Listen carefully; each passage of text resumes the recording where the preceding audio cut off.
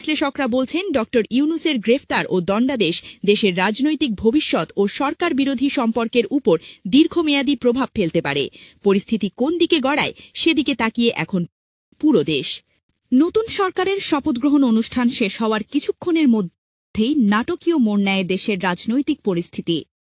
সংসদ ভবনের বাইরে সকল মন্ত্রী ও সংসদ সদস্যদের শপথ অনুষ্ঠান সম্পন্ন হওয়ার পরপরই আইন শৃঙ্খলা বাহিনী অন্তর্বর্তীকালীন সরকারের প্রধান উপদেষ্টা ড মোহাম্মদ ইউনূসকে গ্রেফতার করে। এই ঘটনাকে কেন্দ্র করে মুহূর্তের মধ্যে দেশজুড়ে শুরু হয় তীব্র আলোচনা ও বিতর্ক। প্রত্যক্ষদর্শীদের মতে শপথ গ্রহণ শেষে ড ইউনূস যখন সংসদ ভবনের নির্ধারিত গেট দিয়ে বের হচ্ছিলেন, ঠিক তখনই তাকে ঘিরে ধরে নিরাপত্তা বাহিনীর একটি দল। কোনো পূর্ব ঘোষণা ছাড়াই তাকে আটক করে একটি সরকারি গাড়িতে তুলে নেওয়া হয়। এ সময় উপস্থিত রাজনৈতিক নেতাকর্মী ও সাংবাদিকদের মধ্যে গ্রেফতারের পরপরই ড ইউনূসকে আদালতে হাজির করা হয়। শুনানি শেষে উচ্চ আদালত তাকে ৬ মাসের কারাদণ্ড এবং ৩০,০০০ টাকা জরিমানার আদেশ দেন বলে জানানো হয়।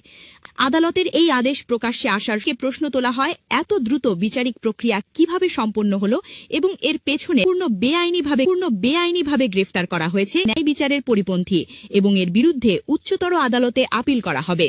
এবং ৩০৩-এর ধারায় ডক্টর ইউনূস এবং অন্যান্যদেরকে ৬ মাসের বিনাশ্রম কারাদণ্ড, ৫,০০০ টাকা জরিমানা, অনাদায়ে 10 দিন এবং ৩০৭ ধারায় ২৫,০০০ টাকা জরিমানা, অনাদায়ে আরও ১৫ দিন বিনাশ্রম কারাদণ্ড এটা দিয়েছে। তিনি আরও বলেন, ড ইউনূস একজন সম্মানিত নাগরিক।